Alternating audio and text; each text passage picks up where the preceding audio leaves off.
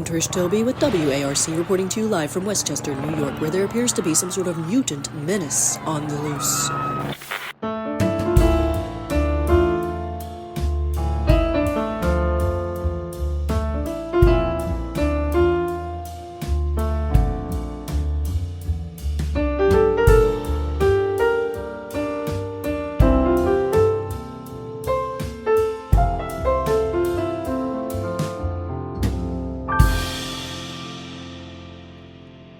Hey, everybody, I'm Matt Aucamp.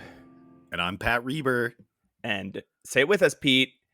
Welcome to Mutant Menace. Mutant Menace. Oh, Pete, you were really late there. Sorry. Right. So, how are you doing, Pat? I'm pretty good. Sincerely, I'm having a pretty good week. It's I was going to say it's Thursday, but that doesn't matter to anybody here. You don't know what day we record. It could be Thursday, July 24th. Who knows? Also, what's so good about Thursday? I have my HR guy at work. Sweet guy. Lent me his entire collection of X-Men cards just to peruse, just because he knows that I like the X-Men. Interesting. He's got a crazy complete collection of all the, like X-Men trading cards from the 90s. It's wild. Yeah.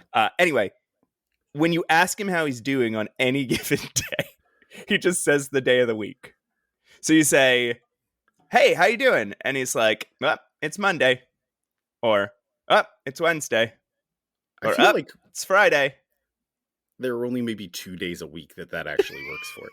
He says it for all 5 of them. And I don't know if he's laughing in his head like, oh, it's my bit, or if it's just like he learned long ago that you can say that and people will respond with whatever their interpretation of that is. Yeah. Like, yep, it's Tuesday, or yep, it's Wednesday. Gotta love New Comic Book Day or whatever. I'm a big fan of Thursdays, so I think I think it's a good omen for us that we had to cancel earlier this week and then are recording on a Thursday. A little peek behind the curtain. Whoa, what's that? Oh, yeah, I gotta cut this off, Matt. I'm sorry. That is our music cue for Pat's Email Corner. That came out of nowhere.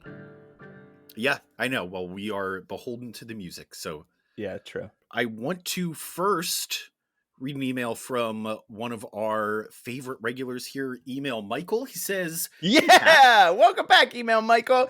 Tell Matt that I'm confident I knew Nightcrawler was furry when I was a kid, but I can't for the life of me tell you how I knew. It wasn't mentioned in the 80-page Marvel X-Men guidebook from 1992 I had as a kid and tracked down on archive.org. That's interesting. That is interesting. I had conversations with my friends about how Alan Cumming was not furry in the movie. We all agreed it would have looked worse if he had been, though. Yeah, I still can't picture a furry Nightcrawler. Like, I can picture the little chin fuzz I think he had on the X-Men Evolution cartoon and his, furry curly hair, but I cannot picture Nightcrawler having like a furry man. Yeah, furry neck. They brought him back for, I want to say, Age of Apocalypse, and that movie is forgettable enough that I do not remember what I think it was just called Apocalypse, but yeah. Yeah, you're probably right. Because, folks, this is gold. If you know anything more about Nightcrawler's fur history, please. Yeah, we got to talk about... I want to talk about Nightcrawler's fur every episode. Michael goes on to say... a few things, but he wants to assure us that he loves the name Email Michael, or rather is totally fine with it and sees it as completely neutral, which I interpret as loving it. He's considering getting new business cards printed with that name on them and a tattoo. He says, carve it on my tombstone. Okay. Okay. You're neutral with it, but you want it carved onto your tombstone. You might be, so we were a little worried about you, Email Michael, because we hadn't heard from you in one episode. We may have over-inflated your ego about this. Please don't tattoo this on your body. Or do. If you do, I can't do. There's nothing I could give you or do. But I'll be like, wow, that's cool. We have another email from a regular. Weapon Jason writes in. Hey, Weapon Jason. Email subject: you two are the best there is at what you do. ... Whoa. And then first line is, and what you do is make folks laugh. Aw. Thanks, Weapon Jason. Thanks, Weapon Jason. He goes on to say a lot here. I'm going to do some paraphrasing, but he does begin strong. The shift in tone and quality of this early Chris Claremont stuff has really energized the podcast after the Dark Ages. You two were firing full power eye blasts of humor and insight. Aw. Just peak Mutant Menace podcast stuff.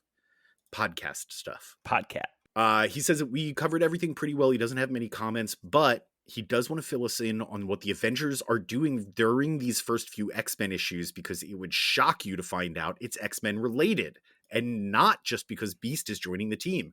After the Avengers number 136 reprints, the Amazing Adventure number 12, where Beast kills Iron Man, and how low is the Avengers sunk that they're doing a reprint issue. Yeah, that's wild. In number 137 of July 1975, we get the ever-loving Blue-Eyed Beast joining the Avengers as part of the team's new membership drive. This is when Yellow Jacket and the Wasp rejoin, Scarlet Witch and Vision take a honeymoon, and Moondragon is a big part of the plot. Ew. But that's not the interesting part, he says. The interesting part is that this issue ends with the reappearance of an old X-Men opponent, the Stranger, from X-Men number 11, as the captions remind us. Wow. In number 138, the Avengers end up facing off against the Stranger, but we find out that it's actually just Toad pretending to be the Stranger, using advanced space tech to do thought projections. Oh my You God. See, after asking to be left on Akron's planet after the events of Avengers number 76, he built a spaceship capable of faster-than-light travel to go back to the Stranger's prison planet to build this thought projection machine so he could return to the Earth and ask Scarlet Witch to marry him. But Toad! Just because you guys got naked one time together, that wasn't even voluntary. That was part of a plan, and not. But he was too late. She's already married to Vision, and so he changed plans instead to destroy the Avengers out of jealous rage. Beast, of course, uncovers that Toad is behind all of it. So he goes on to talk about whether or not we should read those Avengers issues, and at this point we're past it. I'm going to say absolutely not. I don't want to read a Toad story. I don't want to read Toad. I mean, it's just everything we hate. It's Toad. It's the Stranger. X-Men has just gotten good again. Yeah. Well, yeah. I mean, it's like a stretch to say that's interesting, but I'm glad I know it. So thank you, Weapon Jason. Yeah. Thank you, So, Weapon Jason. We have... okay, before you do one more, I have been Googling Fuzzy and Furry Nightcrawler. Okay. It's all very horny. So like now I'm very confident what a fuzzy Nightcrawler looks like, a Nightcrawler with fur. But every picture that anybody has ever drawn of Nightcrawler being fuzzy is the horniest shit you've ever seen. Yeah, he's either nude or he's wearing a thong that is drooping real low. Wow. I mean, I believe it. I am captured with this man already, having read him for 10 issues now. But I don't need large dick to be part of the Nightcrawler story. You know what I mean? Like, does he have BDE? Of course. But I don't need him to actually have a big dick to respect and admire Nightcrawler. Yeah. To be fair, he wears a pretty tight costume, so I feel like we would recognize if he had a giant hog. If he was packing something larger than average, Yeah. We do have one more email from Magic the Dog. It says, "Hello, Pat, longtime listener, first-time emailer. I drew a pair of pics of you and Matt. More to come." I don't think these were truly drawn by a dog, but it has a picture of Matt and Pat, a little cartoon doodle on a sticky note. We'll have to explain. I don't know if I like best that. We can over a podcast. I appreciate it. I appreciate it, but I don't know if I like it. Have you seen the second photo, Matt? The second one is fine. The second one is Patnito and Mode. Oh, I was looking at them the other direction. Yeah, the second one is the one that you shouldn't like. The second one I don't like. First one is fine. Quite flattering is to nice. me. He draws my face in a Magneto helmet with some big muscles. I look very menacing, but he draws Matt as like with his face sort of melt. We know Smushed. Magic here can draw Matt. He does a pretty good drawing of Matt, but he draws Matt with his face kind of contorted like Toad's is. God. It's pretty upsetting. It's very upsetting. I'm really, the more to come feels now like a threat. But thank you for the drawing. Yeah. Thank you, Magic the Dog, first dog emailer in history. Well, that was Pat's email corner. Pat, did you do anything X-Men related this week? Matt, I did. What? Yeah. I took it upon myself to do a little tour of comic book shops in the immediate area. Oh, yeah? Yeah. Did you do anything X-Men related this week? Is that the only thing you did X-Men related? Yes. Oh, okay. I mean, I went to a bunch of comic book stores with you and bought a lot of comic books. If you are a new listener that found this show through our flyers, send us an email. Let us know. Send us a picture of the flyer. Send us a picture of the flyer with you giving us the finger in front of the flyer. That nothing would make us happier. And if you send us fan art or a picture of yourself with the flyer, let us know in the email if it's okay if we repost it on Instagram or whatever. Oh, yeah. Or just post it on Instagram and tag us. That's cool, too. Yeah, at Mutant Menace Pod on Instagram. But yeah, that was very exciting. It was very fun. I loved getting in a car with you, Matt, and just spending some time face to face, like real friends. Like real friends who don't have to monetize. Not even this isn't monetized. Yeah, we're losing money still. Once again, we are only losing money on this, but who don't have to commodify our friendship. Pat, you asked me if I did anything X-Men related. I did, and I'll restate it if you want me to. Yeah, please. Matt, did you do anything X-Men related this week? I did, Patrick. I watched a movie called The New Mutants. Oh, from 2020. Yeah, sure. It's good, is the thing. It's good. It's good. It's kind of good is the thing. It's kind of good. The thing is, it's good. I mean, it doesn't. They take a lot of liberties with the story of the New Mutants, but yeah, I think they do magic really well. I think they do Wolfsbane incredibly well. I think they do Moonstar okay. And while I might have liked to see an actual Afro-Brazilian as Sunspot, right? I think their characterization of him is really good. The only thing I didn't love Charlie Heaton as Sam Guthrie. I was just gonna say his fucking British ass going like, when I'm blasting, I deep vulnerable. Yeah, that guy annoys me a little bit. I know Sam Guthrie is one of your favorites too, Yeah, so really that had to be painful. Yeah, well, Magic has definitely overtaken. Now that I've read The New Mutants, Magic has overtaken him and as one of my favorites of that team. Okay, but and so I was really, really I think Anya Taylor-Joy is incredible casting for that. She nails it. Anyway, I think it was actually it was very, very character based. Just like the comic book series, if you're not looking for something comic book accurate, I think there's a good movie there. I do think it's it got a little fucked by post-production. Like I would love to have seen what the original. Yeah, that movie was recut 5 times, right? Wasn't it in production hell for a long time? Yeah, yes. It was, they started filming, I think, back in 2015, and they didn't release it till 2020. And they barely promoted it at all because they were not confident. I think what it suffers from is this when they greenlit it, it was right after Guardians of the Galaxy hit, right? When they were just greenlighting everything. They were like, even the dumb ass movie works. And so they were just gobbling up, grabbing every story they could, every property they could. But because the Marvel movies were hitting so hard, they were like, but they all have to be exactly like this. Yes. Yeah. There's a lot of Marvel Cinematic Universe formula applied to what was not a Marvel Cinematic Universe movie.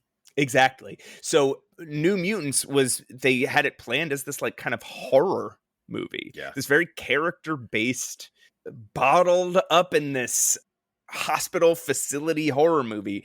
Really, really cool idea. And they tried to recut it to be a, what he said he wanted to do. He wanted to do like a cross between a horror movie and a John Hughes film, which is a fun and smart idea. And you can see that living in the script a little bit. But, well, number one, I think some of the performances, like Sunspots, like the Stranger Things kid, and the Stranger Things kids, couldn't quite pull that off. But then again, some of the John Hughes actors weren't great either. They came to life from his scripts. And Cecilia Reyes, that actor, not very good. Some of the dialogue was pretty bad, but it's hard to tell which of that was just like, maybe there was better. Like, it's so hard to tell what was just cut to hell, Yeah. But anyway, I enjoyed it enough all the way through, and I loved that the Demon Bear was there. I loved their conception of Ileana and Limbo. Trust me, folks, I'm an expert here, and I'm here to tell you, New Mutants was good. Let me ask you this, Matt. Yeah. In the interest of creating a timeless podcast, is that on any streaming service right now? So do you want to talk about... I'll tell you what, I am very excited to read the New Mutants once we get there. And there's only one way to get there, Matt, and that is through X-Men number 101. Like a phoenix from the ashes. Now you guys don't know which one of us is going to read it. Ooh. Chris Claremont, author. Dave Cockrums, artist. Frank Chiramonte, inker. Jay Costanza, letterer. B. Wilford, colorist. Archie Goodwin is the editor. What? Archie Goodwin, Matt? Wasn't it just Marv Wolfman? It was Marv Wolfman, literally last issue. I had to go back and check. And surely there wasn't a third editor squeezed in there somewhere between the last issue and this issue. You seem like you know something. Okay, I know a couple of things. Number one, Archie Goodwin, ups and downs. He is the creator of Luke Cage, one of my all-time favorite characters. Of course, the Luke Cage that he created certainly has its problems. Yeah.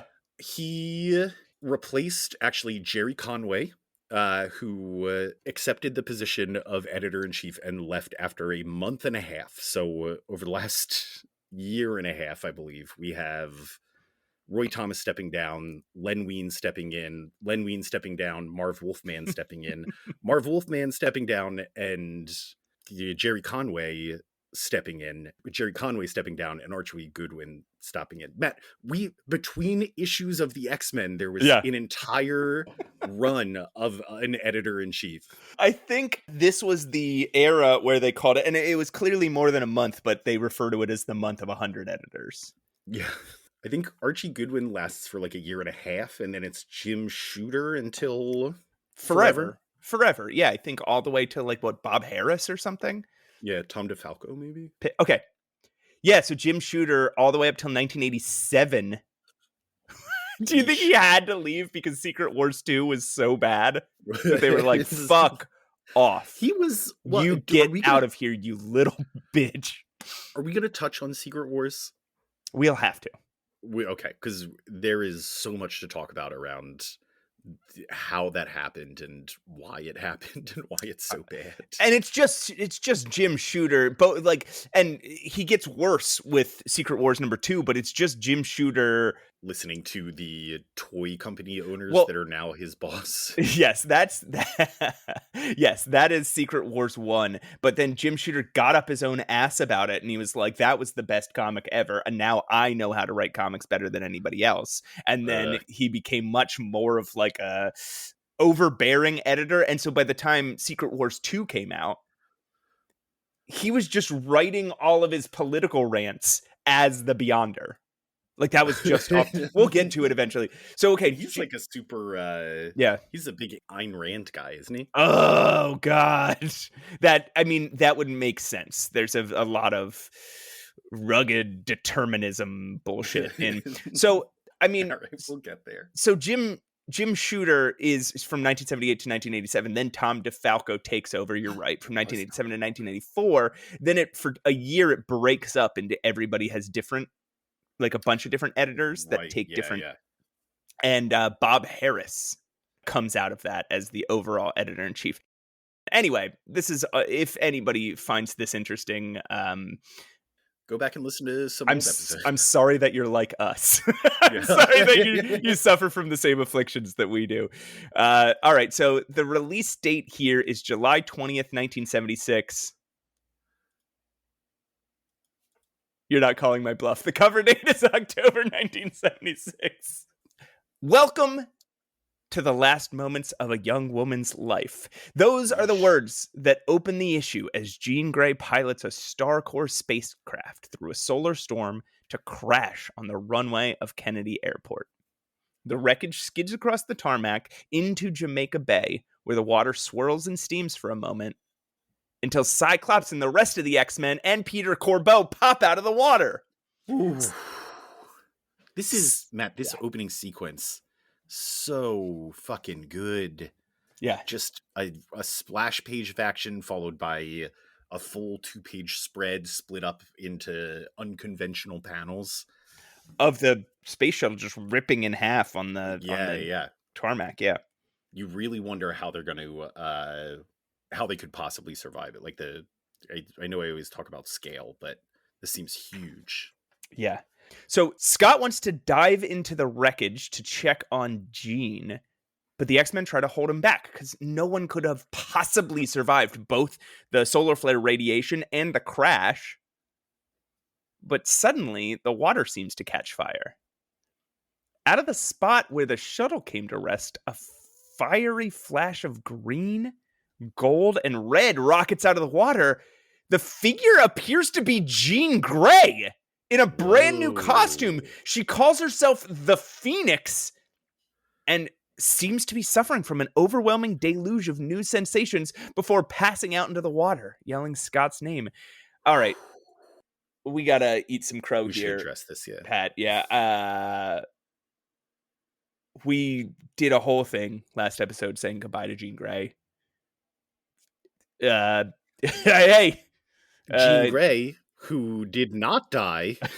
Even the best of us get fooled sometimes. We were sure she was dead, and I guess she wasn't, huh, Pat?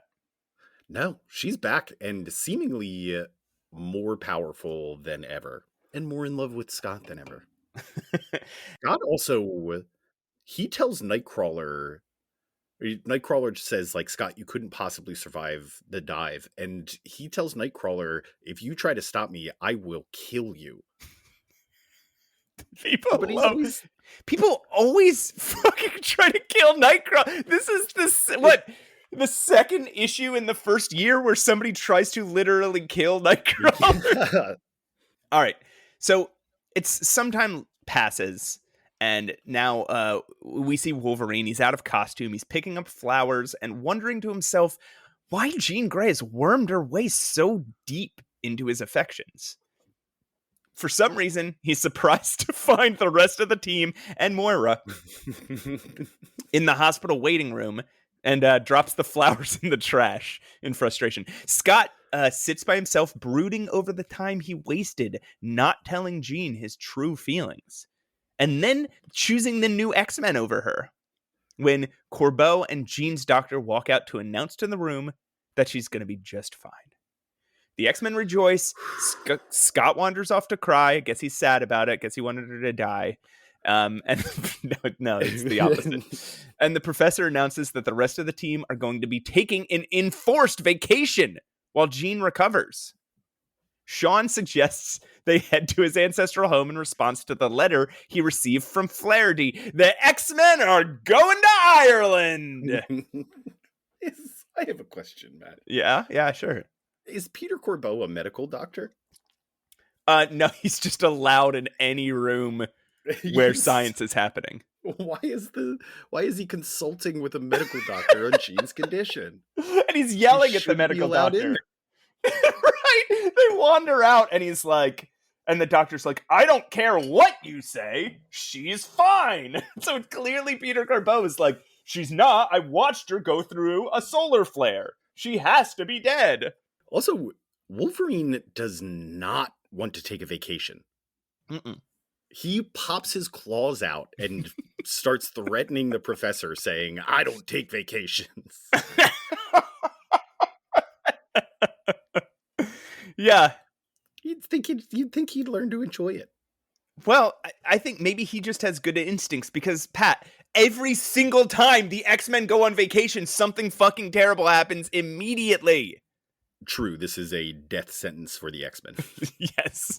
Yes. So after some travel, Sean, Ororo, Wolverine, Kurt, and Peter all arrive at Cassidy Keep, a big medieval castle built onto a rocky bluff on the Atlantic coast of Ireland, where Banshee apparently grew up. Their approach is monitored by Sean's cousin, Black Tom, who is holding the Cassidy Senechal Eamon O'Donnell's family hostage. Can you say those 4 words together again? Cassidy Senechal Eamon O'Donnell? Yeah, thank you. The X-Men begin to settle in, watched from the shadows by some tiny folks. Oh, it's fucking weird. Storm, feeling confined, conjures up a summer shower before Nightcrawler appears to escort her to dinner. Also, there's a cute little scene where he plays with his little image inducer. Yeah, he turns into, Groucho Marx, the Gone with the Wind guy. Yeah, they got Clark Gable. Clark Gable, there it is. Somebody I didn't recognize. And then he settles for Errol Flynn again. Let me see if I can recognize who the guy you didn't recognize is. I'm trying to flip to it now. Nope. They show up to this fancy dinner. Yeah. Well, they don't get to the dinner. They're in the hall. Yeah, they show up. Yeah. They show up for this fancy dinner, and everybody is dressed up for the occasion, except Wolverine is wearing legit a Canadian tuxedo. He has denim pants, a denim suit jacket, a bright red button-up shirt with a bolo tie. A cowboy hat. And he's the one complaining that Banshee is just wearing casual street clothes.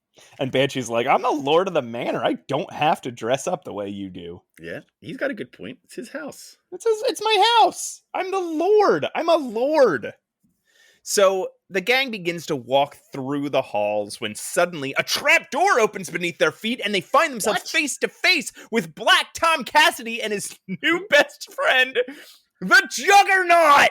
Whoa. Before the issue ends, Storm, gripped by what appears to be some sort of claustrophobia, screams.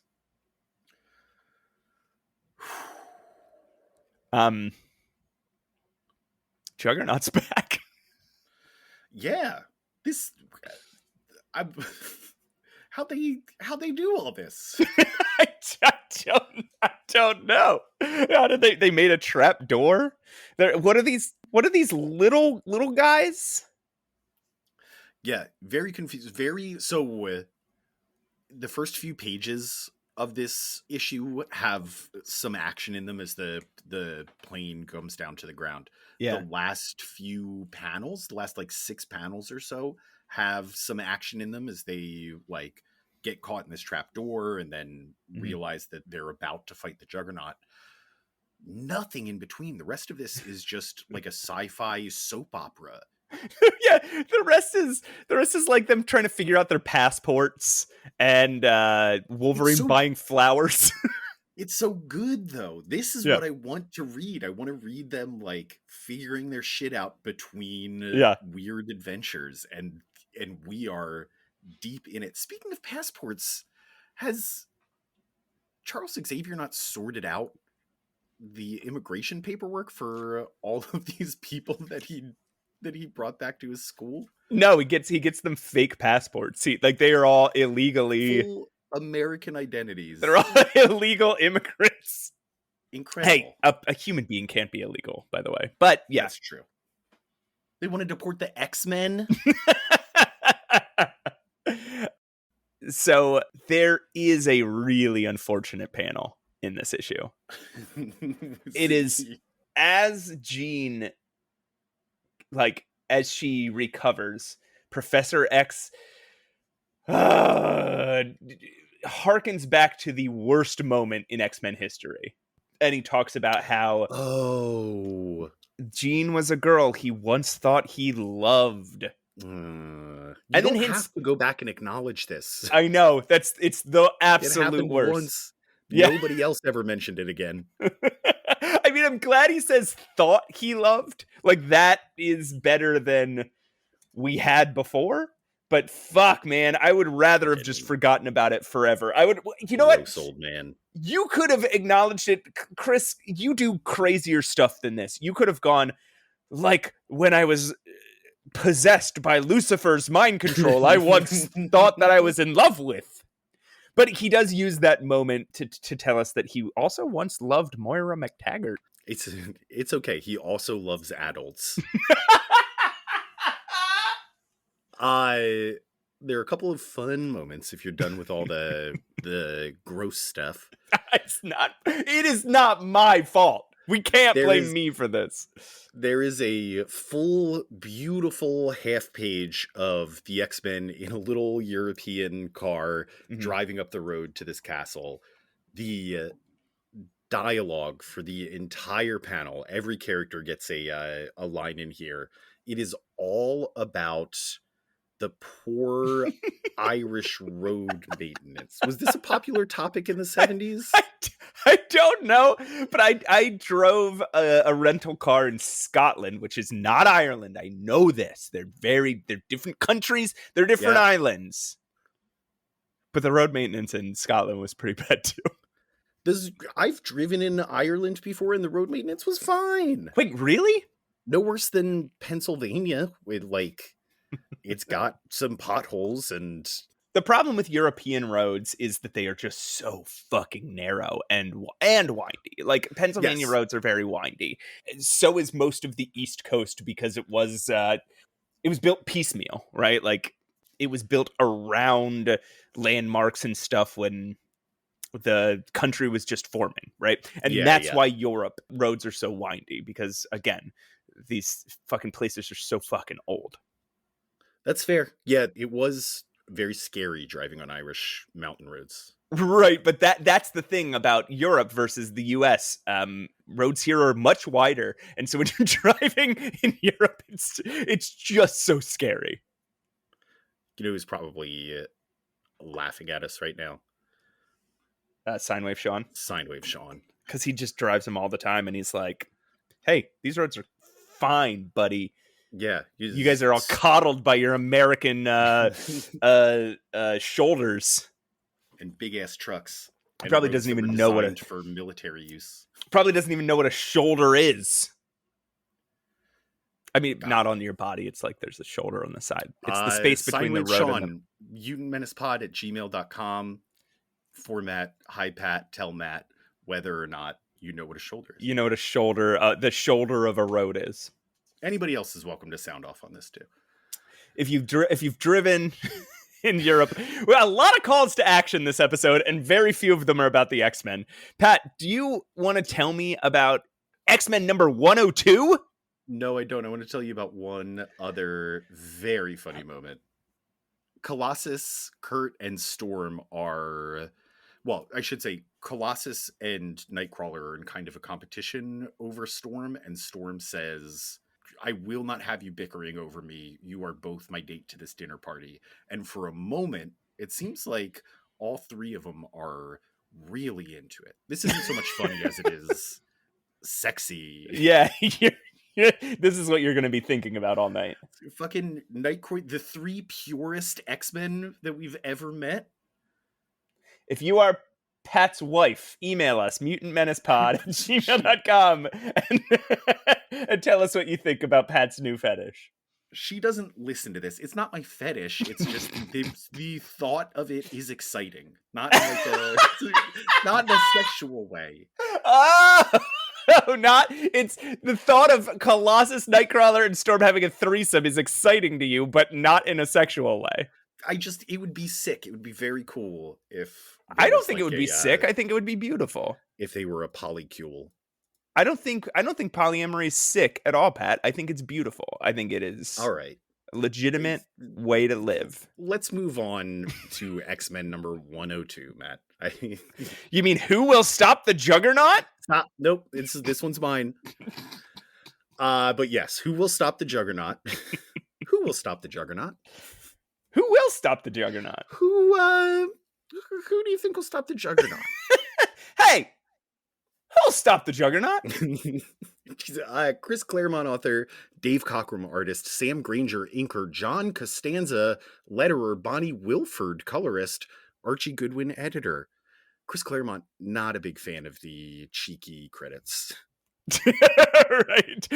This one hit shelves September 21st, 1976. The cover date is December 1976. The issue opens with Juggernaut punching Colossus in the stomach and yelling his own name, while Storm has an apparent psychological breakdown in the foreground. The fight goes like this.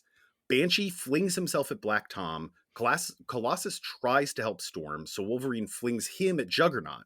Colossus then argues with Wolverine and gets thrown through a wall. Wolverine tries his claws on Juggernaut's armor, but only produces sparks. Nightcrawler tries to help Storm, but desists when Juggernaut turns his attention on him. Nightcrawler then flees, trying to pull Juggernaut away from the rest of the team. Juggernaut fails to take the bait and grabs Storm by the hair. Oh, so what do you think about this? Before we move on to this next part, what do you think about this fight? How did you feel about it? Yo, Nightcrawler is holding his own one-on-one against the Juggernaut. Like, yeah, he is bouncing around. He's agitating him. Juggernaut cannot catch him. Juggernaut is getting agitated and a little thrown off balance. And if any of the other X-Men were conscious, it would be a great opportunity for them to attack. Here's the thing I love about Chris Claremont fight scenes is they aren't just fights, right? At this moment, we could have just said they fought. Like, that's how we would write the description for our recaps. But we can't do that here because each moment tells a little piece of story, right? Like, Colossus doesn't want to fight Juggernaut. He'd rather help Storm. And Wolverine's like, you have to fight Juggernaut. And if you're not going to do it, I'm going to do it for you. Throws him into Juggernaut. Yeah. And then Colossus turns on him. Wolverine pops his fucking claws and is basically like go-to move at this point. And again, like, Kurt is the reason that he's bouncing around trying to distract Juggernaut is to get him away from Storm. Ultimately, it fails, but it's like each of these moments is a piece of character development. Yes, you're right. There's not a moment of a wasted action here. It's not just explaining the fight. It's also raising the stakes of the situation. And neither is it just showing off people's powers, right? Like, that's another thing that used to happen in these comics, is it's just like, it's just an opportunity to show what their powers are. But their powers are just part of who they are. This is an opportunity to show off their personalities. So anyway, Juggernaut has Storm by the hair. Right. As she cries helplessly, we flash back to Harlem, New York, 1951. Baby Aurora is in the arms of her mother, Indare, a princess of Kenya. Her husband, photojournalist David Monroe, is packing up the taxi to move back to Africa. Cairo, Egypt, 1956. The Suez War is in full swing and the city is being bombed by French aircraft. David, Indare, and Aurora are fleeing their home to the American embassy when a plane crashes down, collapsing their building. Aurora's mother and father are killed instantly, while Aurora is buried in rubble, face to face with her mother's body. Where have we seen this before? As the years passed, Aurora grew into a young thief under the tutelage of a man named Ahmed El-Gibar until she grew weary of it. At 12, she hiked her way 2,000 miles south to the Serengeti Plains, apparently specifically the small corner that extends into southwestern Kenya. Yeah, I guess so. There she stayed until, as an adult, she met Charles Xavier. Back to the present, in that same moment, Charles Xavier is struck by images of Storm and Juggernaut and rushes into Jean's recovery room to tell Scott. Out in the hallway, Scott tells the professor he will not be flying to Ireland to help the new X-Men because he belongs with Jean. He won't make it in time, and the new team need to learn to fight for themselves. Professor X calls him an ungrateful, unspeakable cur. Jesus! Charles! Prepares to backhand him before he's struck by the same alien dream again. Within the room, Jean talks to her new roommate, super spy Misty Knight, about how she may have died and brought herself back to life. All right. Misty Knight, Matt. Yeah. First thing here, Misty Knight. Little background. Holy shit. She first appeared in Marvel Premiere 21 in 1974, so just a couple years ago. She's created by Tony Isabella and Arvell Jones. Do you know Arvell Jones? I do, yeah. He was the second black artist to work at Marvel, and even then only preceded by Billy Graham by like a year or two. Yeah. Misty Knight was a former cop and an Iron Fist supporting character, along with Colleen Wing, and the two formed a detective agency together. Also, she has a cybernetic arm and dates Iron Fist, which that detail will actually be important later in the X-Men. But she rolls. She's a cool character. Yeah. It's really interesting that Chris Claremont brings her into the story like that. It's clearly he's just like, oh, Misty Knight is cool. I want to play with her. Yeah. Let me put her in something. Yeah. She's Jean's roommate, which is an incredible coincidence. Yeah, exactly. Yeah. It also means that she's not going to be surprised at all when Jean starts doing crazy shit around her. Their first interaction, Misty Knight's like, so Jean, are you feeling okay after all that? And Jean goes, well, I'm pretty sure I died and then came back to life. Brought myself back to life. It's such a creepy panel. Her eyes are glowing. Like there's that same phoenix fire behind her hospital bed and like psychic energy coming off of her head. It's wild.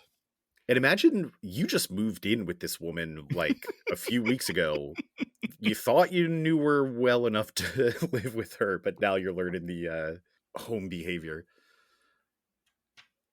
Anyway, back in Ireland, the fight continues. Nightcrawler continues to evade Juggernaut by inches.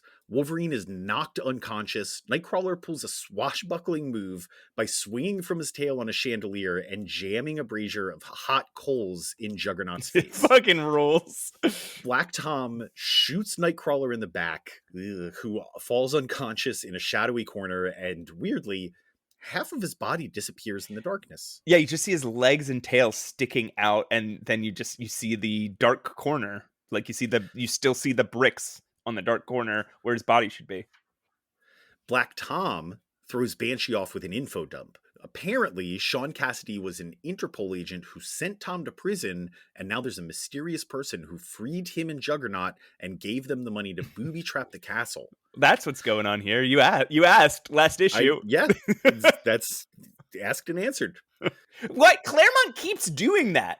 We keep having our little observations, and Chris Claremont's like ahead of us. It's pissing me off. Yeah. Back in the 60s, this used to be funny.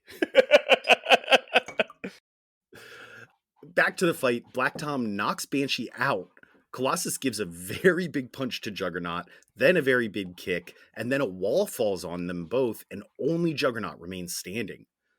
Storm finally unleashes a lightning bolt, but it's too little too late, and she gets knocked out too. Meanwhile, literal leprechauns kidnapped Nightcrawler through a hole in the wall. To be continued. Wait, Pat, you said, hold on. You said literal, hold on. You said literal leprechauns. You might want to go back and we might need to edit that. You accidentally said literal leprechauns kidnapped Nightcrawler through a hole in the wall. Oh, right. I I should say we haven't verified these are leprechauns. It seems like they might just be little gnomes running around the castle in Ireland. You're not telling me that a bunch of little gnomes popped out of a hole in the wall and dragged Nightcrawler's body through it? Yes, that is verifiably true. I just don't know that they're leprechauns. Oh my goodness. That's fucking weird. Do you want to, before we discuss the leprechauns, do you want to talk about, how do you feel about Storm's backstory? I think it's having read through this much Claremont to this point, it feels like another story that we'll probably revisit in the future. Probably her mentor, Ahmed Al-Jabbar. I think there's a lot cool about it, but did you know Storm's backstory before this episode? No, I didn't realize her parents were killed in front of her as a child. Okay. A la Batman. I think that really informs her like anti-violence stance, that and her living through the Suez War. Yeah. And obviously that's the origin of her claustrophobia, right? That's what they're implying here. But I do think sometimes I wonder if it's trying a little too hard, right? Like if Chris Claremont is putting a little too much on the back of this single black character, right? Like, well, your father was an important Harlem photojournalist. Your mother was a Kenyan princess. And you were born in Harlem, but now you're raised on the streets of Cairo as a young sneak thief, pickpocket, beggar, and then you hiked your way all the way to Kenya to become an African goddess of the storms. It's like, that feels like 4 different black characters. That is a lot to carry. It's a lot to carry, and it's a lot of like, it's almost like he wanted her to have all these different cultural touch points of an African American. Yeah.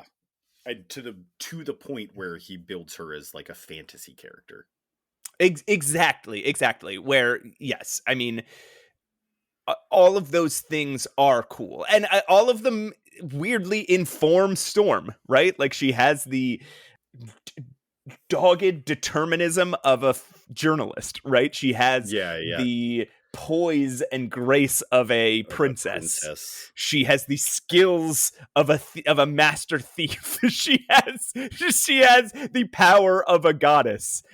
She has this anti-violent stance, but she can take care of herself. Like, they allow her to hold it all. But I just wonder, like, it almost felt like Chris Claremont was like, well, I'm going to get one black character. So I want to put in everything I know about African Americans. And like, I want to put in a little piece of all of my favorite, characteristics of my favorite black characters or my favorite black real world figures. Yeah. It's very 1970s Marvel treatment of a black person. It is, you're either oh my god, yeah, highborn and received an elite education, or you are written in jive. In jive, a criminal who gets superpower by being experimented on in prison, like Luke Cage. Right. Or your Misty Knight. She's pretty rad. She doesn't do much in this issue, but she's still very cool. Chris Claremont, to his credit, does not hold back about Western militarization. No, he does not. Has some damning things to say about the Suez War. That's true. It's good for him. As a big military nerd that can still recognize shitty military intervention. He puts allied forces in quotes. Yeah, it's pretty wild. Yeah, pretty good. And of course, it's responsible for the death of Storm's parents.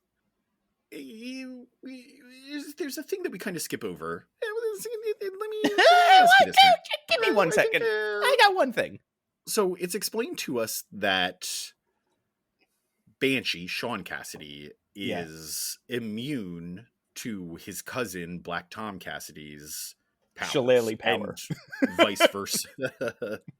They can blast at each other all they want, and nothing's going to happen. Gross. Why if that's the case, is Banshee the only one fighting Black Tom? Why doesn't he try to fight Juggernaut and anyone else takes on Black Tom? That's a good point. Well, it's like in the a couple issues ago, Cyclops and Havoc are immune to each other's powers, and only they fought each other on that rooftop. So here's what I don't understand, Matt. We see, this was a few issues back, we saw Black Tom delivering a letter, or asking for a letter to be delivered to Banshee, right? No, we see Flaherty delivering a letter. And Black Tom kills Flaherty. Kills him. Yeah. So Flaherty delivers the letter. The letter, as it turns out, is letting Banshee know that he has inherited a castle in Ireland, like a sitcom or a horror movie. Right. And so they all decide to go. They end up getting a vacation. They all decide to go together. We get to the end of this issue, and Black Tom tells Banshee that the X-Men arrived ahead of schedule. He didn't expect them there just yet. Did Banshee actually inherit this castle? And it just happens to be that Black Tom is taking it over? I thought this was part of the setup, was to say, like, oh, big winner, you got a castle. But I'll say this. I mean, I don't think we ever see Banshee's family again. So he did inherit the castle because the rest of his family is dead. I assume so. Except for the Leprechauns. Well, we'll get to the Leprechauns. And I think maybe he lives there. So I don't know. We'll have to keep close watch. We're looking for that, and we're looking for the arm that looks kind of like Spider-Woman. The arm that looks kind of like Spider-Woman. Remember, it was in front of the TV screen when Lang was watching. Yeah. Who the fuck? All right, Pat, while we ponder on that, why don't I tell you about X-Men number 103, The Fall of the Tower. Sorry, there was no exclamation point, so I had to adjust on the fly. The Fall of the Tower. Chris Claremont, author, Dave Cockrums, artist, Sam Granger, Inger, John Costanza, letterer, Janice Cohen, colorist, Archie Goodwin, editor. Yeehaw. Release date, November 16th, 1976. Literal leprechauns are carrying Nightcrawler's body through a secret passageway like Gulliver's Travels while they give a recap of the last issue. Nightcrawler wakes up and, after quickly adjusting to the reality of leprechauns, reintroduce him to Eamon O'Donnell, Seneschal of Cassidy Keep. He tells them about how a month ago, Eric the Stupid Red brought Black Tom and Juggernaut to the castle, and they kidnapped most of what are real leprechauns and intended to lure Banshee back to, do what they just did. Yeah, we just talked about it. Yeah. Also, Nightcrawler learns he can turn invisible in the dark. The literal actual leprechauns lead him to a laboratory. Refer to themselves as leprechauns. Where Juggernaut and Black Tom are torturing the X-Men, trying to provoke Professor X into coming to Ireland. I do want to say they don't actually say it's Eric the Red. Right. They don't mention that it's Eric the Red. And at one point they do mention that it is a man in red armor and a horned costume. Who has a Viking sounding name. Yes. Which, to be fair, could be Eric the Red. Could be Magneto. Right? Red armor. Yeah, horns on his helmet. He's got the little horns. Yeah. Is Magneto? Does that sound Viking-y to you? No, I guess that's like I was thinking Magneto, but that's more like a caveman name. Yeah, like Mag Gore the Killer. Yes. So moments later, after Juggernaut and Black Tom are talking about luring Professor X there to kill him, Professor X appears in the lab. What the fuck? Well, he was worried about him. Yeah. Juggernaut attempts to tackle him, but at the last moment, Professor X leaps out of the way. What? Donkey kicks Black Tom and hops onto the wall like Spider-Man. This is so cool. Juggernaut, realizing this is in fact Nightcrawler, using his image inducer, punches a hole in the wall. Seeing the sky, Storm gets her mojo back and whips up a hurricane which shatters all the X-Men's holding devices. Wolverine, Colossus, and Storm are all free, but Banshee is captured by Juggernaut. Nightcrawler, meanwhile, is crushed under some rubble, so the non-metaphorical Leprechauns rush to his aid. Black Tom and Juggernaut hold Banshee over the edge of the castle and threaten to drop him if the X-Men don't come up there within 5 minutes. A generous time frame. It's like, I'm going to count to 5. Well, I've got to that count. Seems a little short. Let's say 5 minutes. Let's say 3. I'll count to 300. Storm flies up. Storm flies up to the top of the thing. Colossus throws Wolverine up. He does it because Wolverine calls Storm a broad, and he's like, don't you don't do call that her again. Broad. He goes, don't do it again, and then he does it again, and he's like, I told you, and then chucks Wolverine over the castle. This is justified. Then he begins scaling the wall himself by just like bashing his fingers into the digging in with his bare hands. This fucking guy.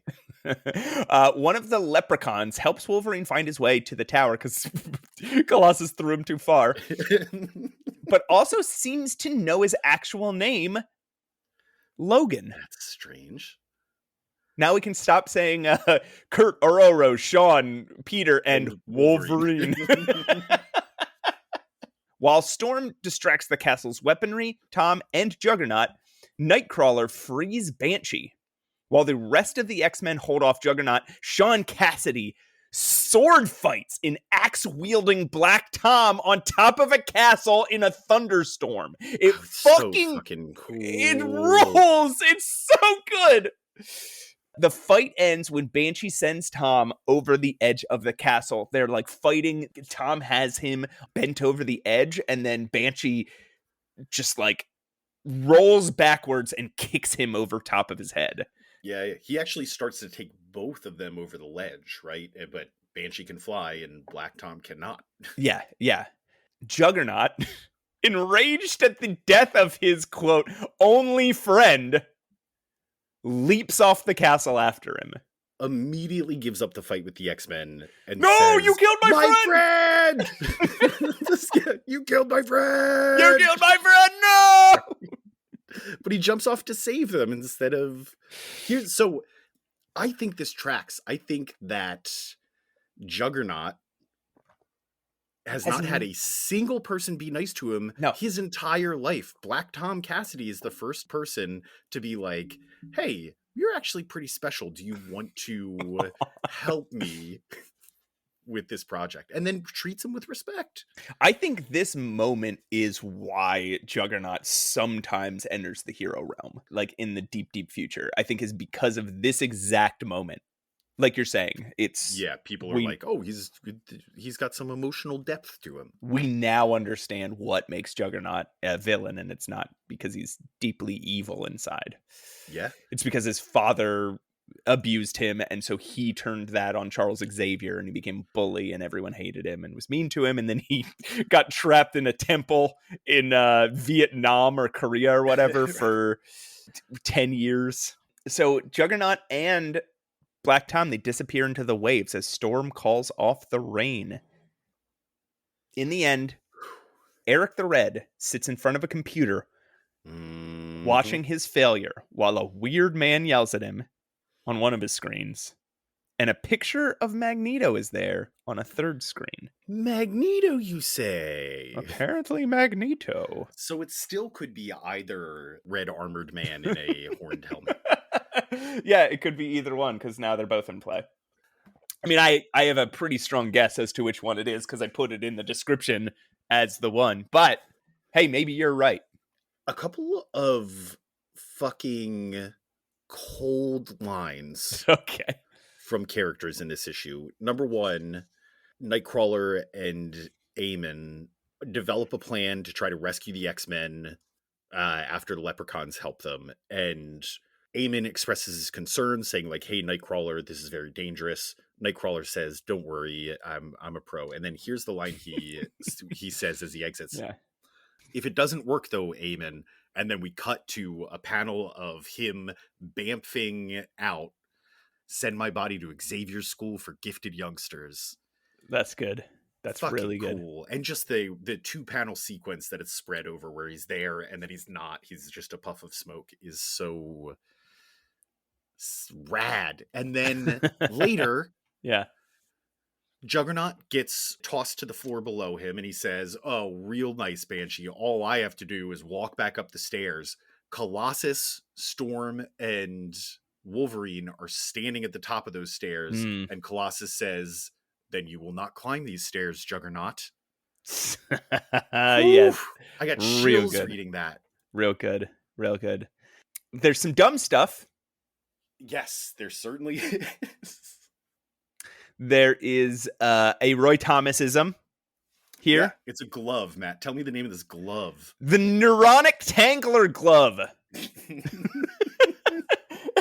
He's torturing the X-Men and he's just like, I will use my Neuronic Tangler Glove. And Juggernaut's like, shut up about your glove. We could just punch them. Juggernaut's so sick of this shit. Listen, you're my best friend I've ever had. I feel comfortable saying this. Shut up about the glove. The glove sucks. I just want to punch these guys. That Neuronic Tangler Glove is there to serve a 30-second purpose. Exactly. There's no reason for it. One more "this guy is so fucking cool" moment from Nightcrawler is when he uses his image inducer to show up as Professor X and then just teases Juggernaut and Black Tom as he dances around the room being like I'm gonna kick your ass as I'm gonna kick your ass as the most insulting thing I could. Yes. Nightcrawler really, it's so clear that he is Dave Cockrum's favorite character. Like, obviously Chris Claremont loves him too. I think Chris Claremont has a stronger affection for Storm than anybody else, to be honest. But Dave Cockrum just loves drawing Nightcrawler. And just like anytime there's a fight, action somehow drifts over to Nightcrawler. Anytime it's like everybody's knocked out except for it's Nightcrawler.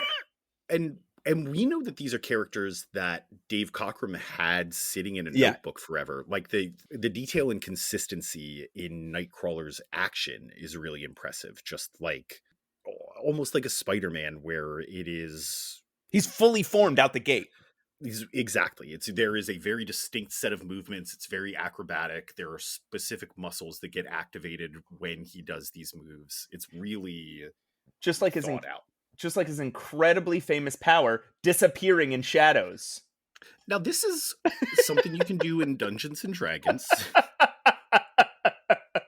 It does seem like Chris Claremont was playing some Dungeons and Dragons when he wrote this story, doesn't it? So, yeah, sometimes it seems like he's got a battle map planned out. Like, I'm not saying that is like he oversimplified it. He clearly had a plan for this entire castle round of combat to play out. Yeah, absolutely. That's really funny. This definitely is a dungeon master playing with all the characters. That's wild. The characters rule. It's a great party. Yeah, that's true. That's true. I wonder if this is what got so many people into Dungeons and Dragons in the 1980s. It's just seeing this and saying, I could do that. I want to do that. Yeah, man. So what you said about Dave Cockrum having Nightcrawler sitting in a notebook just hit me emotionally really hard just now. Because it's just this thing of like, he had this idea for a character and he wanted to make this character happen. It was turned down to the Legion of Superheroes. And then he got to do it. And he got to bring this character to life so strongly. Yeah. Think about how close we were to never seeing him, never meeting the coolest fucking character I've ever seen. But also just think about how great this must feel for Dave Cockrum to make this guy live. This guy who's sitting in his notebook. This and Mr. Steel. All right. Do you want to tell me about X-Men number 104? X-Men number 104. The gentleman's name is Magneto. Again, no exclamation point. Name is Magneto. Yeah, it just sounds sassy.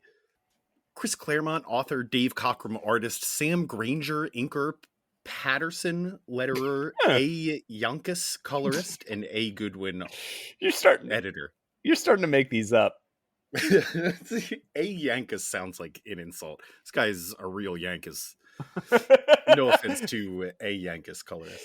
Patterson sounds like okay. One time you gave me, back when this was possible, you gave me access to your Netflix, Yeah, and it was right when they started allowing you to create multiple profiles, and you created 4 different profiles with stupid names. Yeah, and they were like, Schvaltz was one. Schmaltz, yeah, sure. Schvaltz with a V. Duggan was one.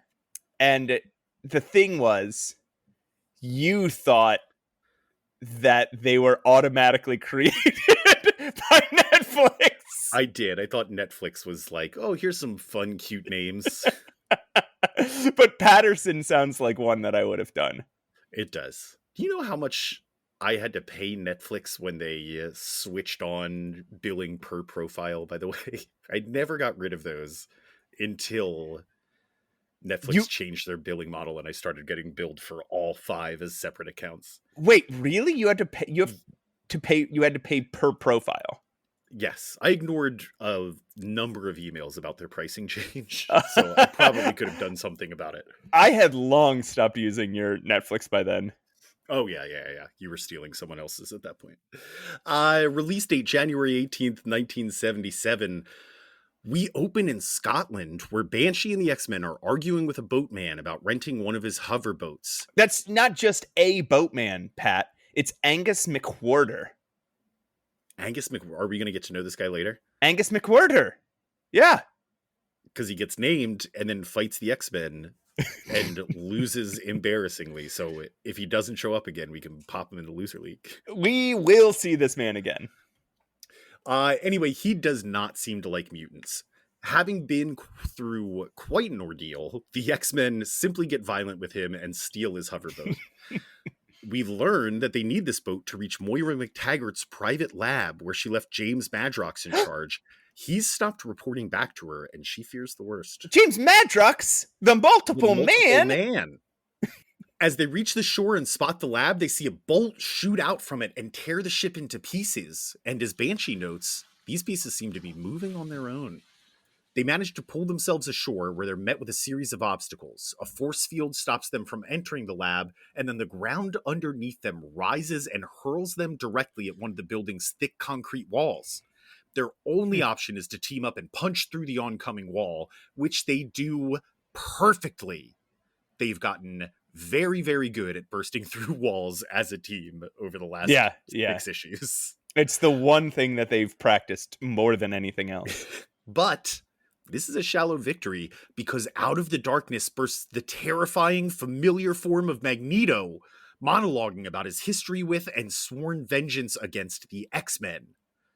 Outside, Cyclops and Moira, who is now dressed like Black Widow in white, are landing the Blackbird and entering the lab, unaware of this commotion below.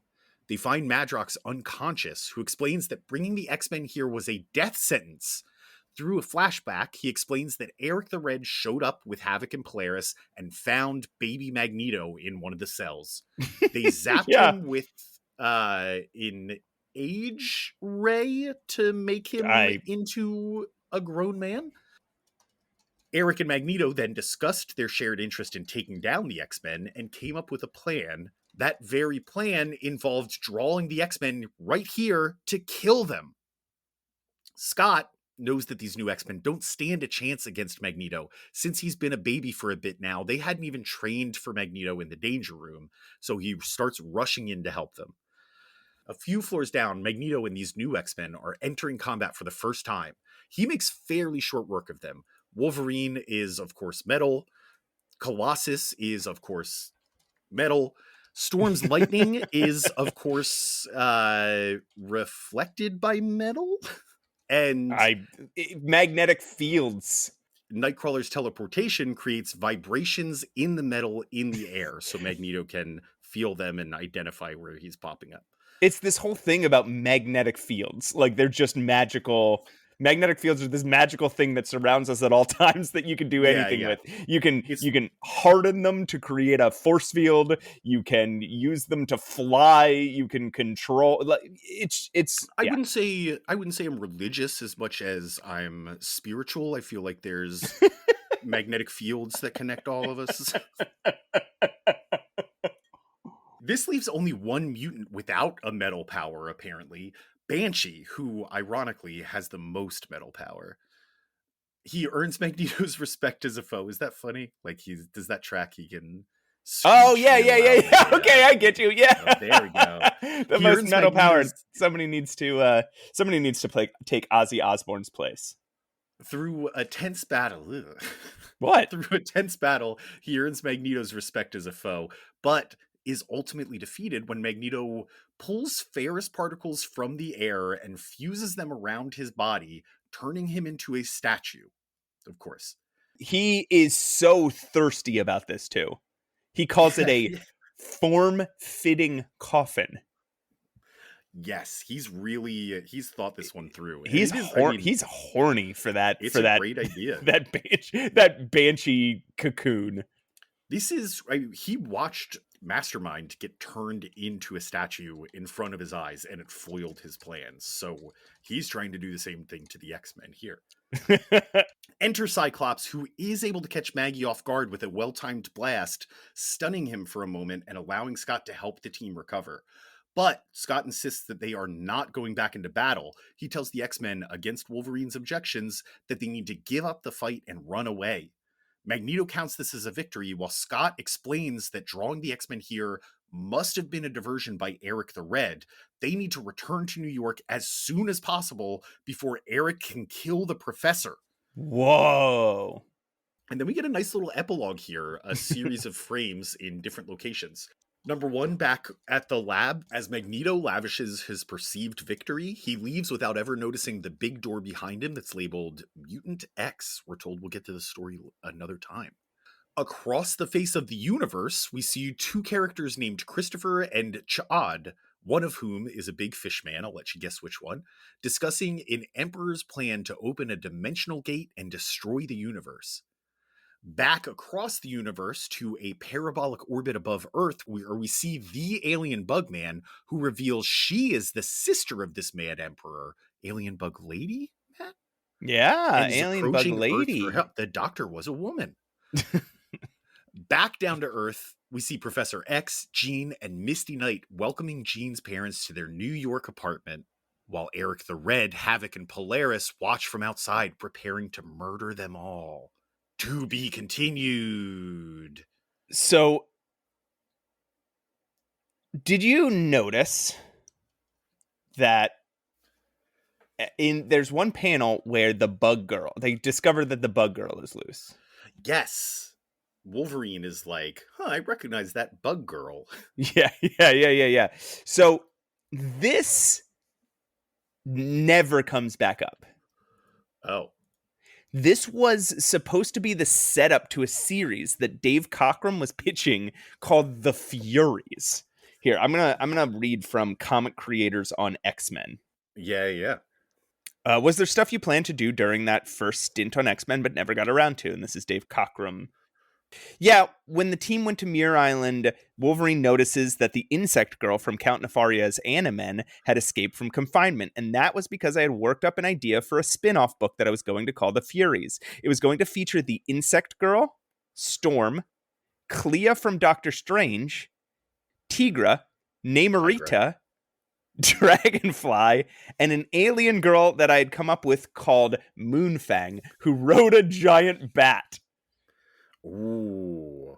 I'd gotten a tentative okay to do the book, but I just never got around to finishing the first plot, so it never happened. That escape was left hanging. They never cleared it up.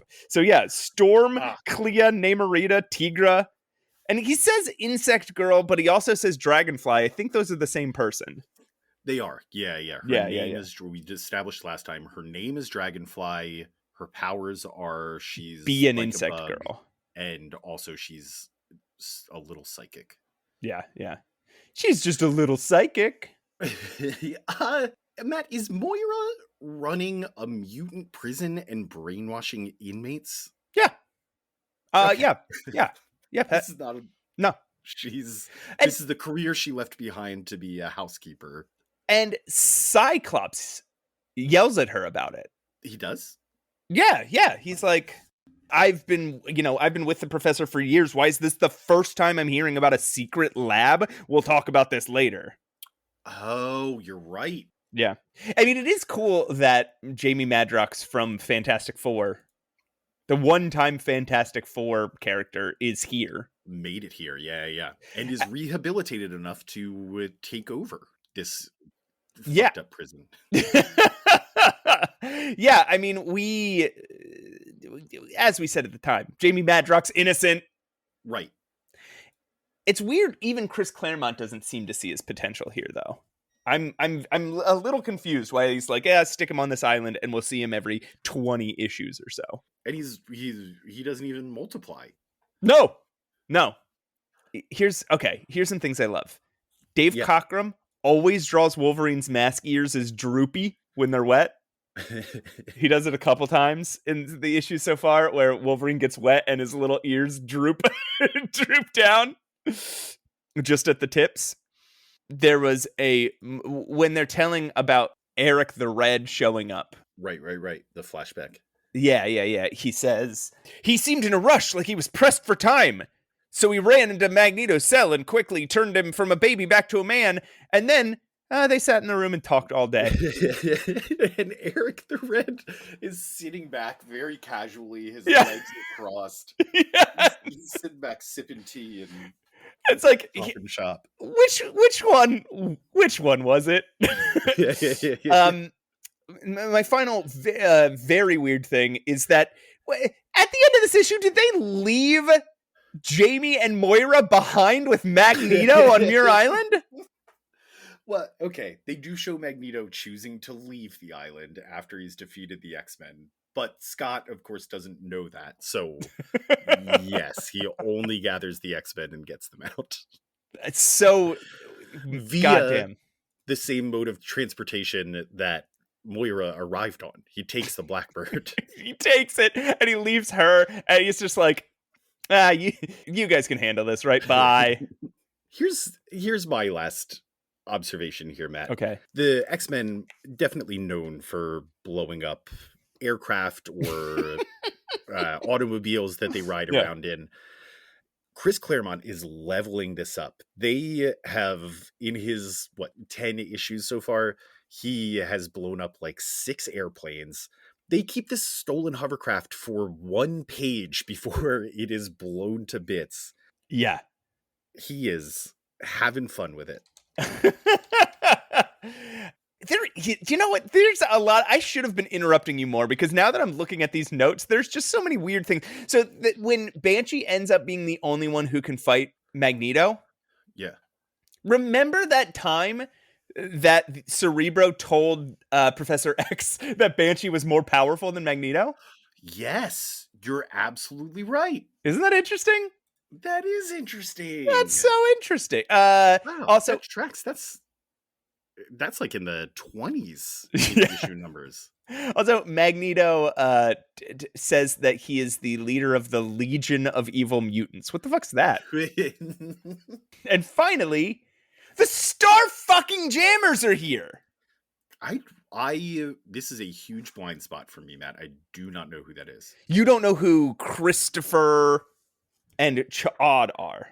No idea. You saw them and you're like, what the fuck is that? A cool fucking Karate Kid style headband. The other is a giant fish man. Do either of them look kind of familiar to you? One of them looks like Forge to me. Oh yeah, he does kind of look like Forge, but with a really nice head of brown hair.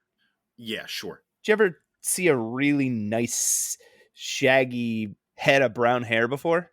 I mean, on the best head of hair in the X-Men. Who's that?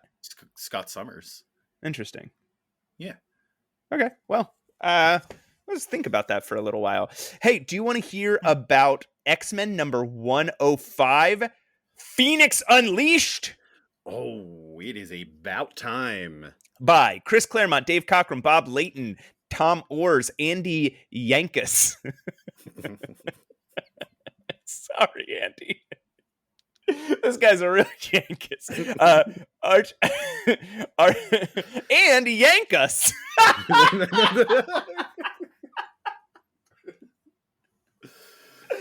Oh, sorry. I'm sorry.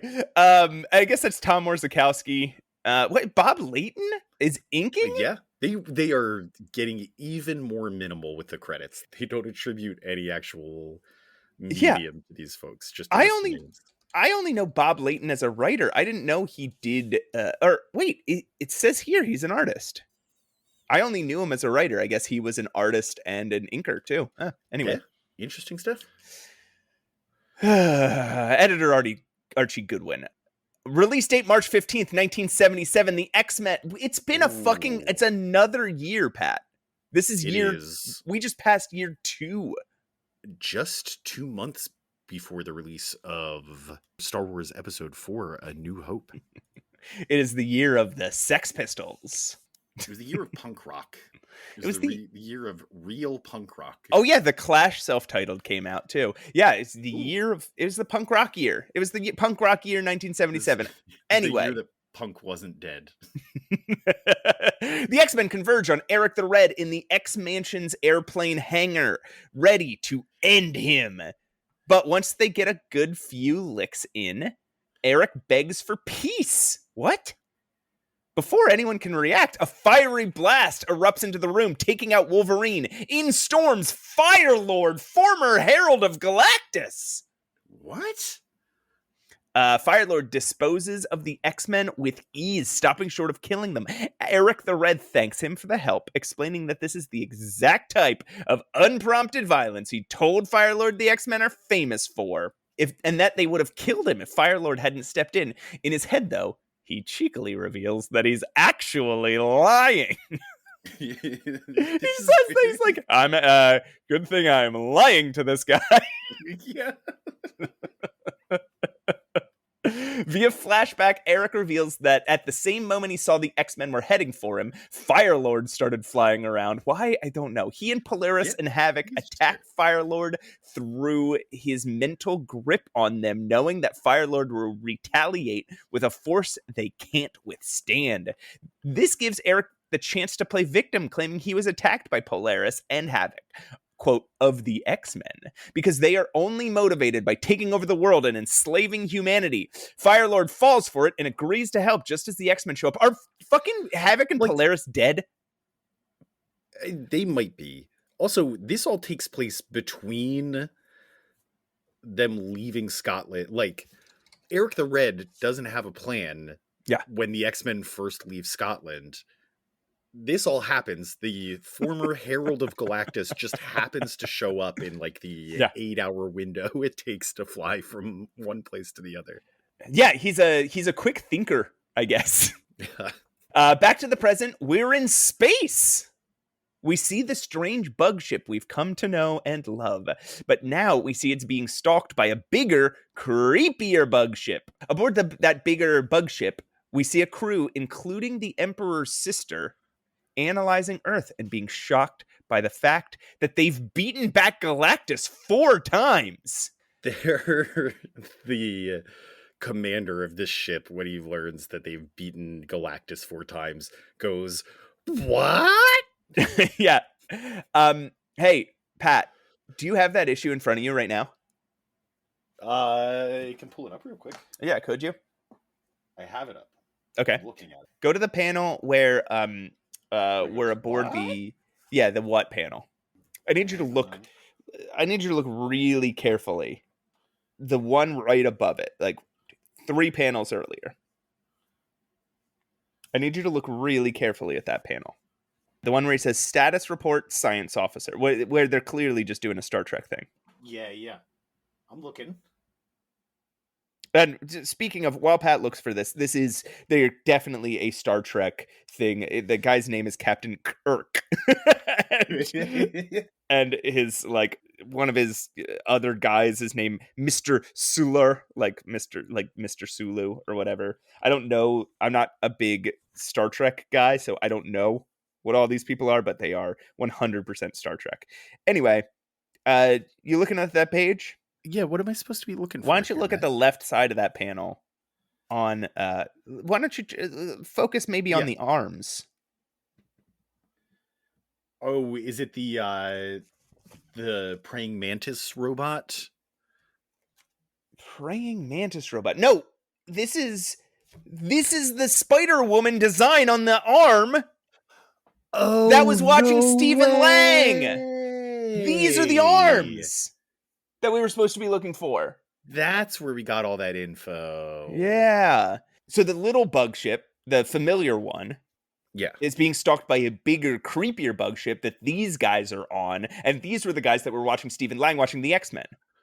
And they're the ones who are now upset that Earth has beaten back Galactus. Right. So they determine there must be gods on Earth to be so powerful, and they need to stop the Emperor's sister from getting to this powerful planet. So they launch some torpedoes at it. She, the Emperor's sister, in the smaller bug ship, hops into her bug costume, and just as the ship explodes, manages to beam down to Earth Star Trek style to the exact location of Charles Xavier. His dream is coming true. At this point, they are fully acknowledging that this is Yeah. Star Trek technology. It's like, oh, he's here. Like, look, they just teleported in like Star Trek.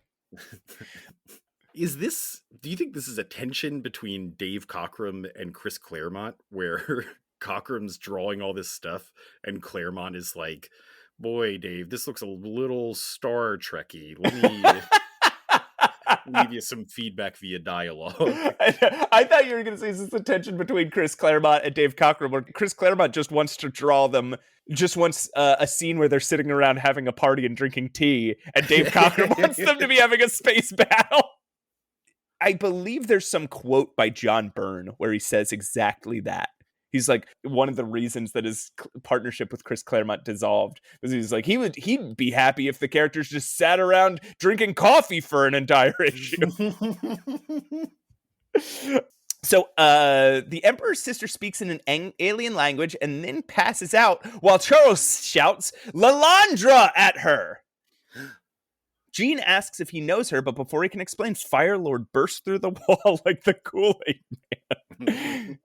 This looks like trouble to everyone but Jean, who says, "Get the hell off my property," and transforms into Phoenix in a brilliant flash. She proceeds to dog walk Firelord through New York, just absolutely humiliating him. Herald of Galactus. Yeah. Whew. Unbelievable. He specifically says, he's like, I haven't been hit like that since Thor. Yeah. Eric the Red, meanwhile, sees this as his chance to move in on Xavier. Not romantically, violently, but because Xavier's defenseless now. He enters through the door and is immediately recognized as Shikari by Lalandra, the Emperor's sister. He blasts her. All right, we've got to put this together because this is getting confusing. Yeah. Maybe we'll do it at the end. Okay. There's a very fun scene that kind of strings it all together where Eric the Red chooses to enter through the door instead of bursting through the wall. Charles Xavier shouts, "Eric the Red!" and Lalandra shouts, "Shikari!" It's like, oh, okay, this guy is both people. The professor manages to send a message to Jean among the chaos, begging her to end her battle with Firelord and revealing to her the full stakes of the situation. After Jean punches Firelord all the way back to the Meadowlands, the Jersey Meadowlands. They say it. She punches him out of New York into the Jersey Meadowlands. To New Jersey. She reflects on how she might have killed him if she hadn't been interrupted. The X-Men show up in that weird fucking manta ray jet just in time to see Eric the Red / Diane Shikari activating a portal device he's built. He calls it a Stargate. They're too late! Eric fires a blast and finally blows up that ugly pancake plane. Yes! But the X-Men are already well-versed in falling out of an exploding aircraft and are fine. Kurt, in this moment, even says, "Oh no, not again," as the plane blows up. The professor can only sit by and watch as Eric the Red carries Lalandra through his space portal as the X-Men try to regroup and return to the building. Kurt gets there first, but not in time to catch Eric before the portal deactivates. Eric and Lalandra are gone. Not only that, Jean explains that Lilandra was leading a revolt and her failure will mean the destruction of the universe. Jesus Christ. High enough stakes, you think? The professor freaks, but Phoenix tells him to calm down. It's so good. People keep yelling at Xavier, like Scott, Scott and Jean keep being like, "Stop it," or "No," or "Calm down." As he's freaking out. And she uses her Phoenix powers to power up the damn portal her damn self. Xavier sends the X-Men through the portal to save the universe, choosing to stay behind himself. Notice. Why isn't he present for this mission? Yeah, interesting. Just as they disappear into the void, who storms back in but Firelord? He demands an immediate rematch with Phoenix or he'll blast everyone. It's so funny fucking when Firelord bursts in, Misty Knight pulls a gun on him. She's so cool. She's just like, what are you doing here? Get out of here. Pulls a fucking gun on a Herald of Galactus, which she would even if she knew he was the Herald of Galactus. You know what I mean? That's just like who she is. That's her go-to move. Yo, all right, we have to break this down because we've gotten a lot of plot and it's so tough. So, and then let's untangle this web of plot. And while we do, just remember that there is a random former Herald of Galactus, I assume a Silver Surfer villain, just flying around involved in the whole thing. Right. So, Lilandra, the sister of the Emperor, the Mad Emperor, of some alien race, is fleeing in the middle of like a war, what appears to be a revolution, to get to Earth to find Professor X and the X-Men for some reason. We don't know how she knows about them. We just know that she's somehow psychically connected to Professor X, and she thinks if she can get to Earth, the X-Men will help her win her revolution against the Mad Emperor and save the universe, right? We can infer all of this so far.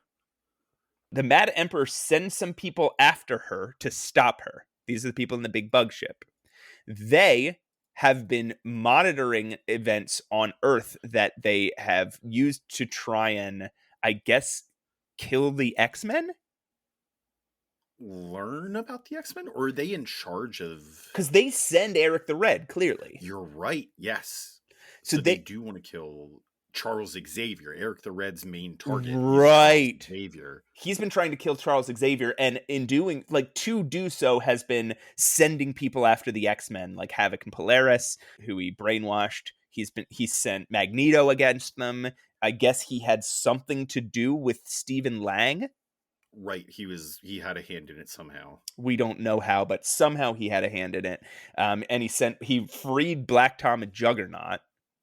And all of this just to try and get and Magneto. All of this to get his hands on Professor Xavier. When Lilandra gets to Earth, they are about to kill her. And she teleports down. Appears in front of Xavier. But Eric the Red is one step ahead of her. Because of this weird Firelord intervention, which is just happenstance. And kidnaps her through this Stargate. And the X-Men... who also, because Cyclops put this together moments before it happened, the X-Men are there just in time and leap through the Stargate after them. In the meantime, some crazy shit has happened, like Jean Grey's turned into Phoenix, whatever the fuck that means. We don't know. But this is the through line for what we've seen being hinted at and then built up for 10 issues now. Yeah. This cosmic war. So so there's other stuff like the Angus McWhirter stuff, the Muir Island stuff, like Magneto's back, Mutant X, the Mutant X thing, whatever just fucking happened with Phoenix. So there's a lot of like other plot stuff swirling around that will have to be resolved later, but so many of the threads have just come together. Right. And he's dropping new ones, but these threads seem to be... well, here's the thing, Matt, is they're coming together, but there's no resolution here. No. It seems like they're just opening more doors. And your plot synopsis here is very clear, fine, but Why is he Eric the Red?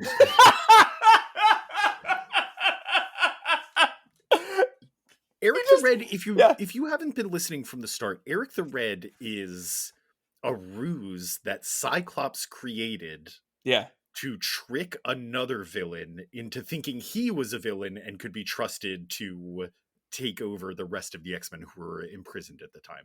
I'm probably getting a few small details wrong, but and this guy, and this guy Shikari must have just like seen it as he was on his way to Earth, and was like, and been like, I like that. Oh, rad. I want everyone to see my nipples too. Not fair that he's a good guy in disguise. Yeah, it doesn't. Yeah, you're right. There's no sense to it. It is just, this is one of the reasons I hate Eric the Red. And I like, spoiler alert, he will come back and be another guy. Like, another guy will dress up like Eric the Red before we're done with the X-Men. I fucking hate it. I every time he appears, I'm like, I hate this. It's so weird, dude. It's also a bad costume. It's pretty sexy. Man, Pat, you've gotten horned up this episode, huh? I'm not horned up. I'm just, I can appreciate when something is like a threesome between Nightcrawler, Colossus, and Storm, or sexually a positive for the world. It's not about me. I'm not involved here. I'm just glad that people are being beautiful. All right. If any of this has horned you guys up, write in mutantmenacepod@gmail.com. The art in this battle between Phoenix and Firelord is the establishing of this iconic Phoenix art that we know. And we know that the Phoenix has a handful of stories from here on out. She does. But like, the big flaming bird, the bolts, the way that like these orbs of darkness kind of radiate in these what kind of purple fuchsia auras that form around her. Right. This is all being put together right here. It's not just the like pencils and inks either. The colors are so vibrant. Mm-hmm. It's they are really cooking here. It seems as if the whole reason they brought Firelord here was to show us this lady is fucking wildly powerful. Right. This is our first time seeing her in action. And it's like, hey, she is as powerful as Thor or a Herald of Galactus. And it's done so cleanly, too. Like, in the past, it would just be, oh, this is the most powerful mutant we've ever seen. Right. They don't even have to say it. Yeah. Yeah. They just put on a display of power. I really, like, this issue is wild. I have no jokes. I'm just kind of in awe. Chris Claremont and Dave Cockrums show up in this issue, too. Oh, do they really? Yeah, they're in the park, and Chris is like, anyway, Dave, he hits the ground with this incredible sound effect, and then the next panel, it goes, foom! I was wondering why there were two extras that had so many lines. And Dave Cockrums says, Chris, do us all a favor, shut up and run. Okay, hang on a second, because that man that says, do us all a favor and run, looks eerily like the doctor that takes care of Jean Grey. Do you think maybe we should start keeping our eyes out for how many Dave Cockrums draws into this comic book?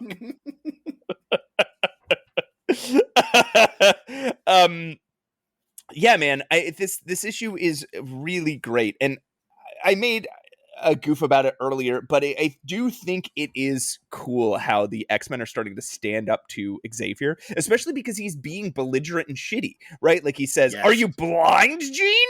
And then she's like, calm down, right? And like earlier, when he calls Cyclops a cur, Cyclops is like, I'm not listening to you. Yeah, he's, there's no time for this now.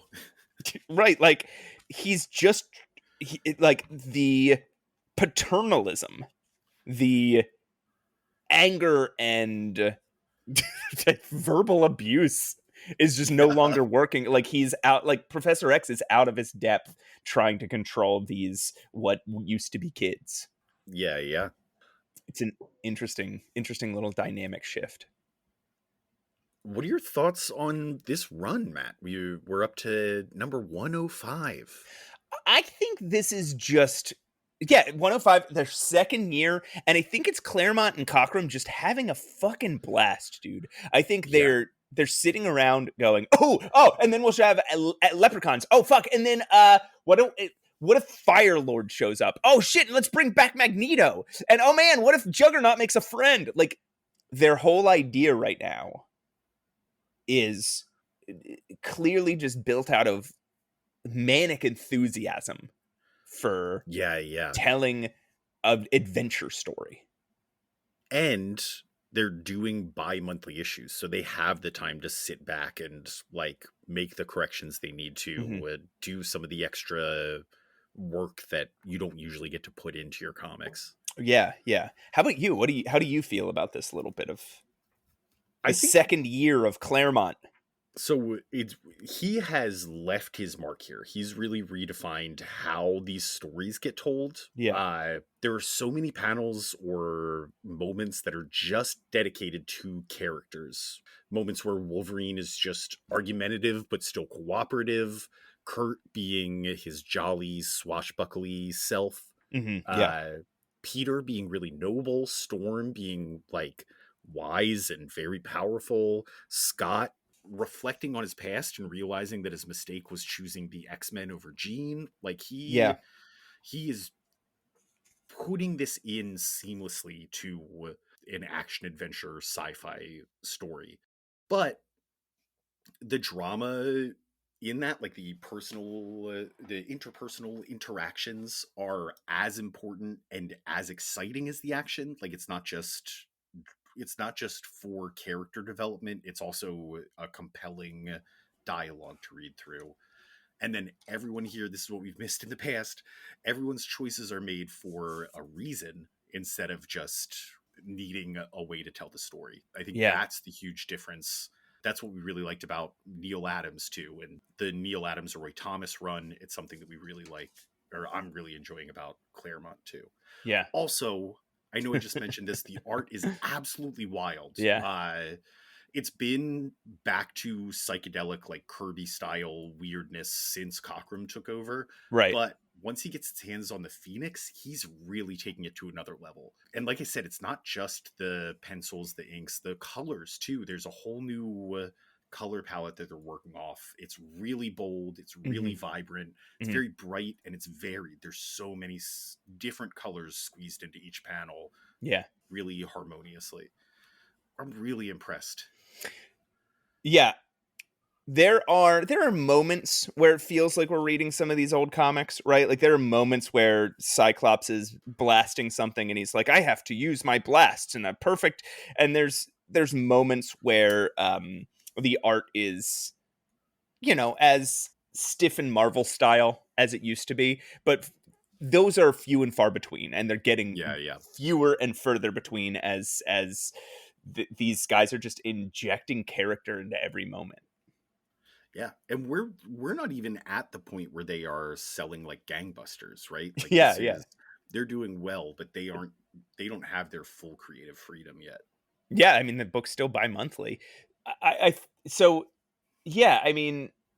think if you are listening to this podcast and you're like, oh, I got to go read this stuff, it's still gonna feel like old comics. Yes. Like I don't want to.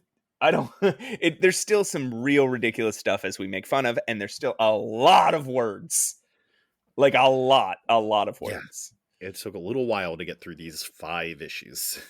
But when you're reading them analytically, they really, really come alive. When you're reading them just for fun, they can feel a little sloggy. I'll bet. It's like you said a couple episodes back, we're coming from an era where comics just didn't make sense. So this is, I think you called it water to a dying man in the desert.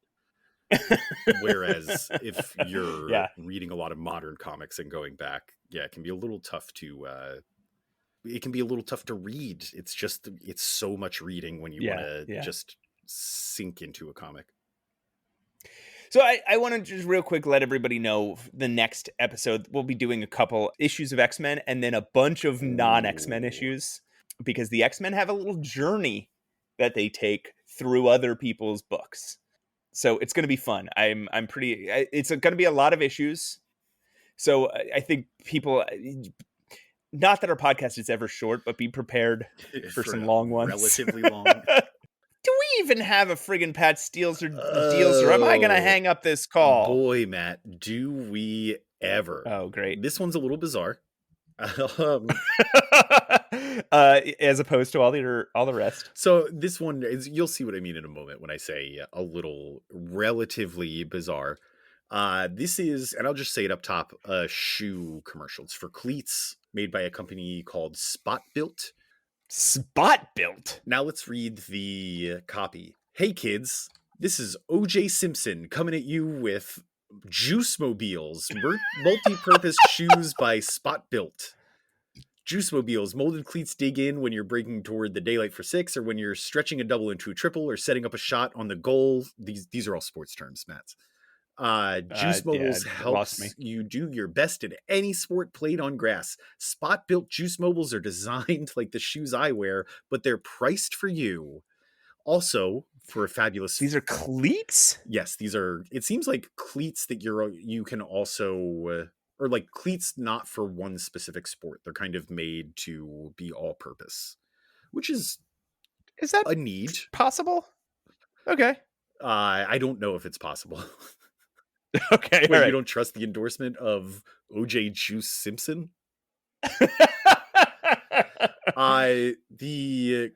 There's no price listed. I assume these are a steal because OJ Simpson went to prison for heist activity. But there is a cherry on top here for a fabulous full color poster of the juice. Send $1 to Spot Built Poster 432.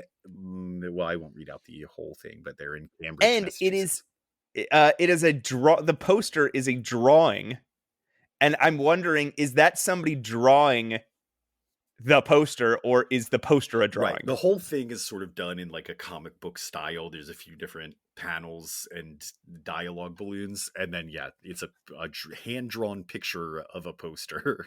Do you know Spot Built was bought by Saucony? Who's Saucony? Oh, they make comfortable sneaker shoes, right? company. They're like geared around. Yeah, they're for old man shoes. like Owen James Simpson. Orenthal. What? Orenthal James Simpson? Well, that's not a name. Everybody, thank you so much for listening. Yeah, big thank you as always to Krills Wilson for the opening theme song, to Julia Selly for providing the voice of Trish Tilby. Thank you all for listening. Email Pat's email corner at mutantmenacepod@gmail.com. Right. Follow us on Instagram at Mutant Menace Pod. Again, let us know if you found us through our flyers. We want to know if they're working. Yeah, a little guerrilla campaign. And while we are on a tear trying to promote this podcast a little more, we could really deeply, honestly, super duper use your help. Please share this with your friends, family, children, grandparents, strangers. Yeah. Listen, there's not that many X-Men podcasts out there, so if you know an X-Men fan, they're probably dying for a new one. So, Matt, I think that leaves us with just one thing to do before we close this episode out. I can't imagine what. Well, it's the same thing we do at the end of every episode. We like to say, I may be old, but I'm not stupid. And stand still, you impish jackrabbit!